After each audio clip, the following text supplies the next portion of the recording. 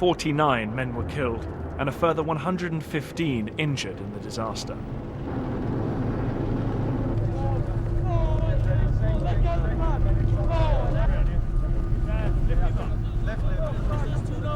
But Menendez was told that 900 British had died, and he now expected a slackening in the British momentum.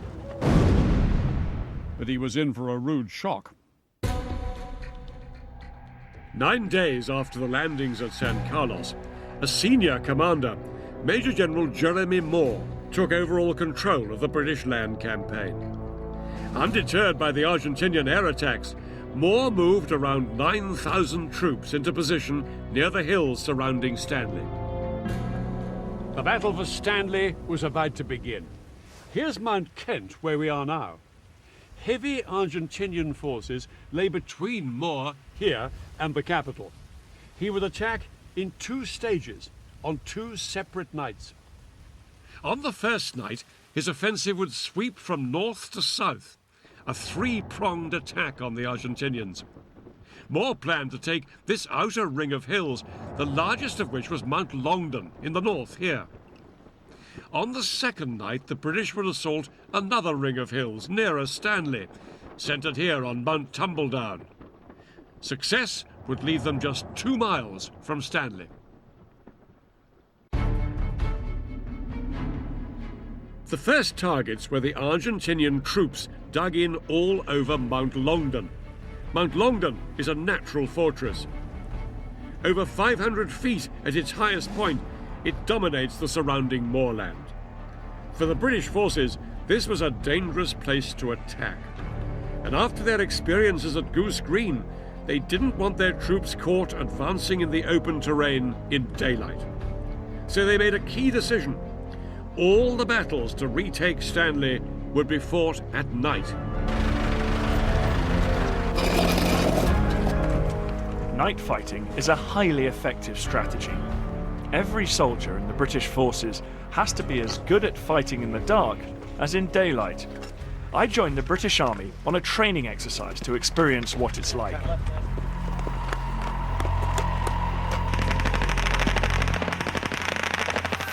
The attack began with flares and machine gun fire once we'd crept as close as we could in the pitch dark. It's incredibly noisy and it's actually quite bewildering. Just moving around in these conditions is very difficult. You're weighed down by your equipment. There's people tripping over, falling in the frozen stream and turning ankles. The enemy is not the only challenge in this dark and difficult terrain. Despite how hard it is to operate in the dark, it's imperative that the attacking troops don't get pinned down. At the moment, the most important thing is we've begun our attack.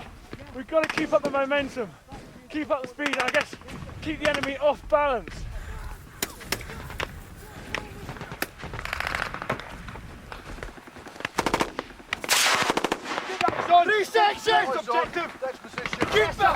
We're about to go over this rise now, and interestingly, the commander here is constantly telling everyone what's going on in the rest of the battlefield. Even though it's only 50 or 100 metres away, it's very confusing in the dark. We can just hear firing and lots of shouting.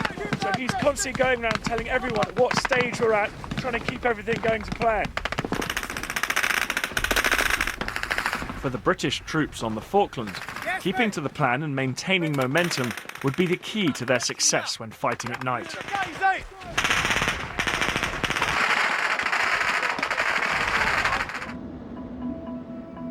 At 8 p.m. on the 11th of June, the British forces began their attack on Mount Longdon.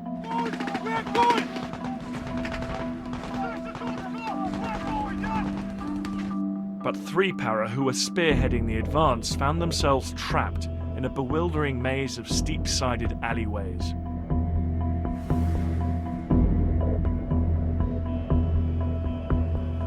These narrow gullies here channeled the men into the killing grounds of the Argentinian machine gunners and snipers up above. Then grenades were rolled down in amongst them. One officer compared it to like being stuck in a bowling alley. The grenades, they were just bouncing down the side of the rock face. We thought there were rocks falling until the first one exploded.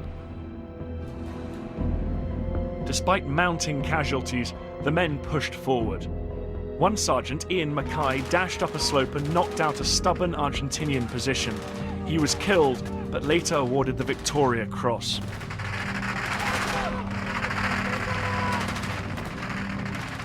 For 7 hours, the British forces battled their way up Mount Longdon. Their assault was just too forceful for the Argentinians to hold off. So desperate were the Argentinians to smash the British attack that Menendez risked his own men's lives by ordering his own artillery to bring down fire on their own positions here on Mount Longdon. But it didn't do any good. By 6:30 a.m., the British had captured the mountain.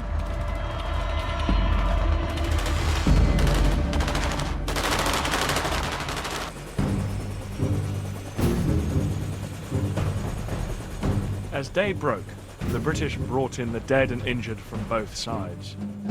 Most of the Argentinian casualties and prisoners were conscript soldiers, young men drafted into the army. While these soldiers had fought well, many of them were worn down by the conditions before the battle had begun.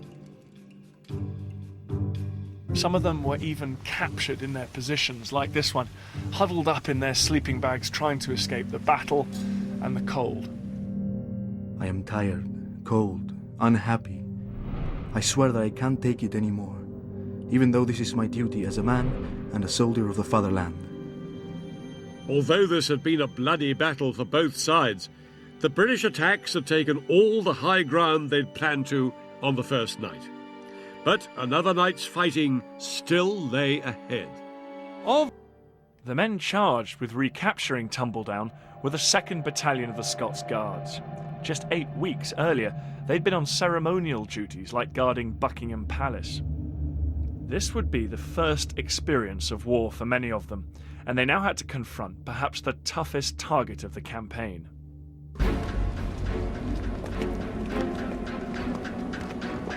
If the Argentinians lost Tumbledown, they lost Stanley. So they'd put their best men up here, the elite 5th Marines. 700 heavily armed, crack troops were dug into the protected positions in the caves and rocks high on the mountain.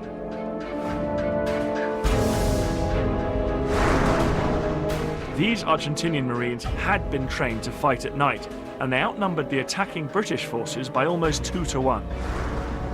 The Argentinians were confident they could hold the British off. As soon as darkness fell, the fighting began.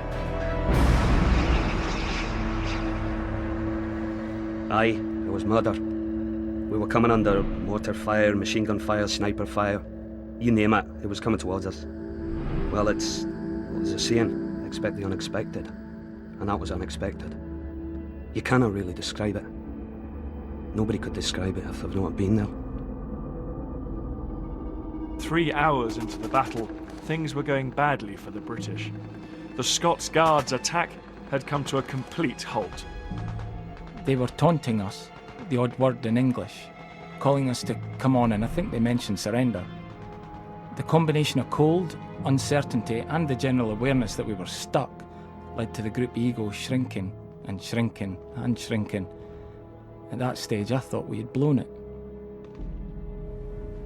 That's Mount Tumbledown behind me up there. And here it is on the map case.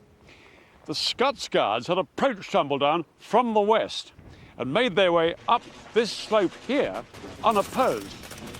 But now one company, about 120 men, were pinned down here by stiff opposition from the Argentinians positioned in the rocks and crags up above, on top of the ridge here.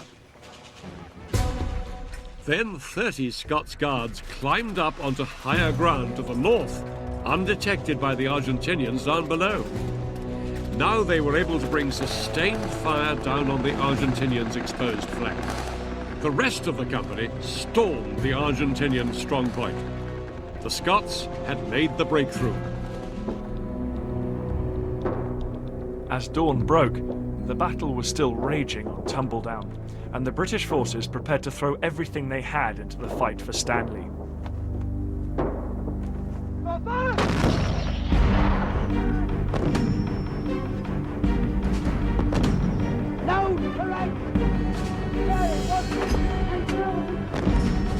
hammered the remaining enemy positions in a final all-out bombardment.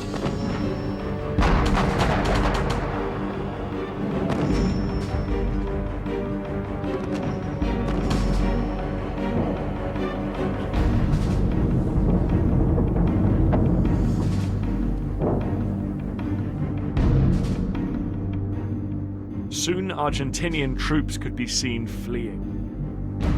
The British troops had effectively destroyed their enemy's will to fight, and the Argentinians retreated, flooding back into Stanley in their hundreds. The Argentinian resistance was crumbling.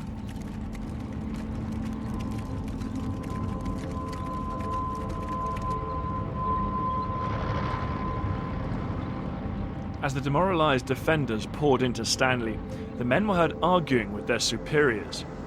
Discipline among the Argentinian troops was breaking down.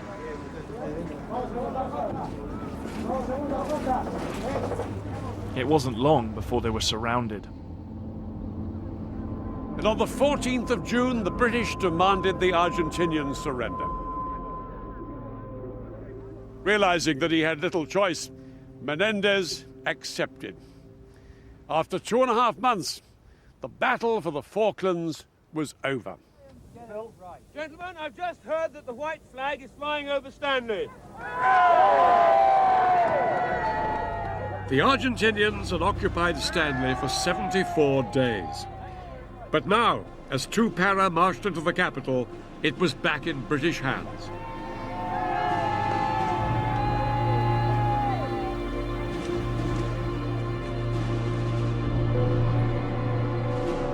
A month later, the first British troops arrived back home to jubilant celebrations.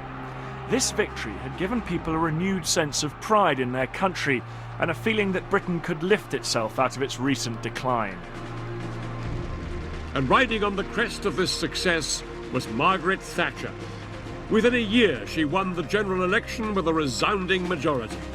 The Iron Lady had cemented her position as a major world leader. In Argentina, the news of the surrender was taken very badly. Far from uniting the people, the war had left the Argentinians furious at the army and the government. Just 3 days after Argentina's defeat, Galtieri was forced from power and military rule collapsed in Argentina. Over in the Falklands, the legacy of this bitter conflict lives on. Nearly 1,000 people died in the war, 252 British servicemen, 3 Falkland Islanders, and almost 700 Argentinians. After the war, the British government offered to return the bodies of the Argentinian dead to Argentina for burial, but their government refused. They said that these islands were part of Argentina and the bodies would remain here.